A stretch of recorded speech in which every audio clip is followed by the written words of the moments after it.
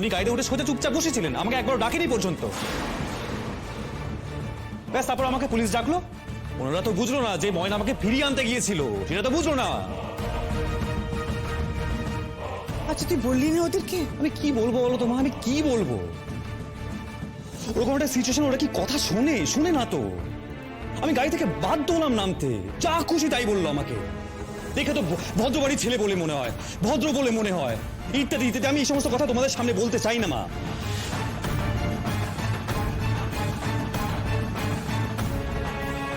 ও যদি না যেত তাহলে তো কোনো সমস্যা হতো না, কোনো সমস্যা হতো না, আমি তো গাড়িতে একাই থাকতাম। কিন্তু ও পেছনে পেছনে পৌঁছে গেছে, কিছু বলেনি আমাকে। আর ঠিক আছে, গেছে তো গেছে, ইটস ওকে। আমাকে তো একবার ডাকবে, ডাকেনি পর্যন্ত আমাকে। এগুলো কোনো মানে হয়? তুমি আমাকে বলো, কোনো মানে হয় এগুলো? তোমার জন্য আমার আর কত ক্ষতি হবে একটু বলতে পারবে প্লিজ? রোদ, আমি এই কথাগুলো কিন্তু বলতে বাধ্য হচ্ছে, আমার কিছু করার নেই। Very sorry. আমি জীবনে কোনোদিনও এরকম কথা শুনিনি, এতটা অপমানিত আমি হইনি মা। ছি ছি ছি ছি, আমি একটু ডক্টর, একটু বোঝার চেষ্টা করো। আচ্ছা মা, কি হতো ও যদি না যেত আমাকে খুঁজতে? তাহলে কি হতো আমাকে বলো, বোঝাও।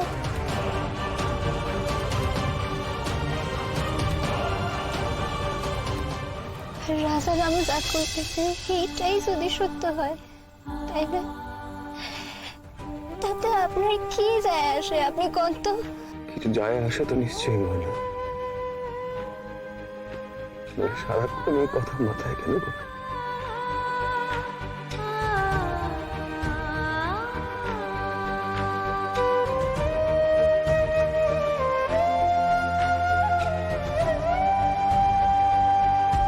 সত্যি ময়না, সত্যি বলিহারি যাই, শুধুমাত্র তোমার জন্য, শুধুমাত্র তোমার জন্য কত কি হয়ে গেল তুমি শুধু দেখো।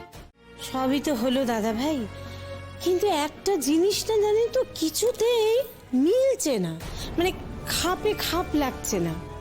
ময়না আর রোদ্দুর দুজনের কথা একদম আলাদা, মিলছে না। মানে আমারও কিন্তু তাই মনে হচ্ছে। দেখ, আমাদের মনে যে প্রশ্নটা এসেছিল সেটা কিন্তু সবার মনে নিয়ে এসেছে। আচ্ছা ময়না, তুমি রোদ্দুরকে ঠিক কোথায় পেলে বলো তো? মেয়েটা সারা রাত ছুটোছুটি করে এসেছে, এখন এই প্রশ্নগুলো কি ওকে না করলেই নয়? ও যদি বলার হতো ও নিশ্চয়ই বলতো। ময়না, আয় তুমি আমার কাছে, আয় আমার কাছে।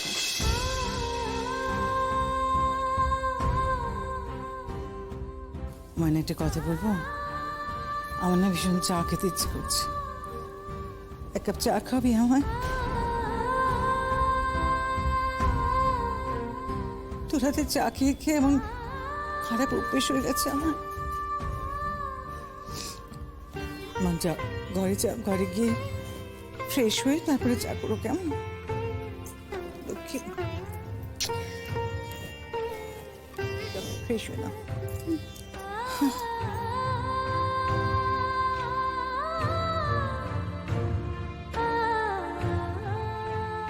বুঝলে মেজদি, আমি কিন্তু শিওর, হ্যাঁ এর মধ্যে একটা না একটা গন্ডগোল আছেই। সে কি আর জানি না রে, সব বুঝছি।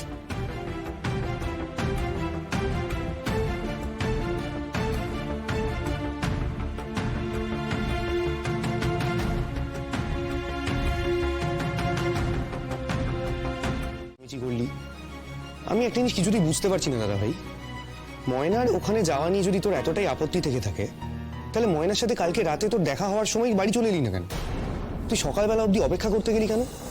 দাদা ভাই, তুই আমাকে সত্যি করে বলতো, গন্ডগোলটা কি ময়না করেছিল নাকি গুঞ্জাদি? কারণ তোকে তো গুঞ্জাদি পার্টিটাতে নিয়ে গেছিল, তারপর গুঞ্জাদি কোথায় গেল? শেষ পর্যন্ত তোর সাথে গুঞ্জাদি ছিল না কেন? হ্যাঁ, আর ময়না তোকে খুঁজে পেলো কোথায়, আর কি করেই বা পেলো? ব্যাপারটা একটা গন্ডগোল রয়েছে। কেন ময়না এতক্ষণে এইসব নিয়ে কিছু বলেনি তোদের? না দাদা ভাই, ময়না আমাদেরকে কিছুই বলেনি। ময়না শুধু কালকে রাত্রিবেলা জেঠিমুনিকে ফোন করে বলেছিল যে তোদের বাড়ি ফিরতে দেরি হবে, তোরা আসতে পারবি না কারণ তোদের কিসব কথাবার্তা আছে, সেগুলো নিয়ে তোরা আলোচনা করবি, এইটুকু। কিন্তু এখন আমার মনে হয় যে সেগুলো একটাও সত্যি নয়। আচ্ছা তুই সত্যি করে বলতো, কালকে নেশা করেছিলিস? না না, করতেই পারিস, কিন্তু তাই বলে তোর কিছু মনে থাকবে না। কিন্তু দাদাভাই তুই তো নেশা টেশা কিছুই করিস না, তুই তো কোনো পার্টিতেই যাস না, আর গেলেও মানে এইসব ব্যাপারে তো নইব চ। তাহলে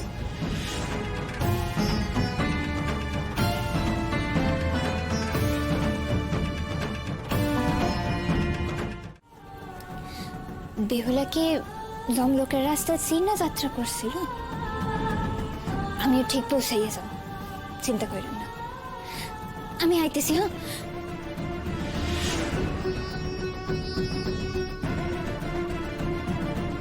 তাই ভাবো, জানো তো বাবা, মানুষদের না কখনো সামনে থেকে দেখা বিচার করাটা উচিত না। গুঞ্জাদির মার প্রথম রূপটা যদি আমি ধরি, তাই তার পরের রূপটা সেটা কি? এর লাগাই তো আমি ধৈর্য ধৈরা খাড়াইয়াছিলাম। ধৈর্য ধৈরা লাভ হয়, এর লাগাই তো। আচ্ছা ময়না, তুই এত বিস্তারিতভাবে গল্পটা কেন বললি? তার মানে আমাকে বোঝাতে চাইলি তো যে রোদের যে রূপটা আমরা দেখলাম সেটাই আসল রূপ নয়?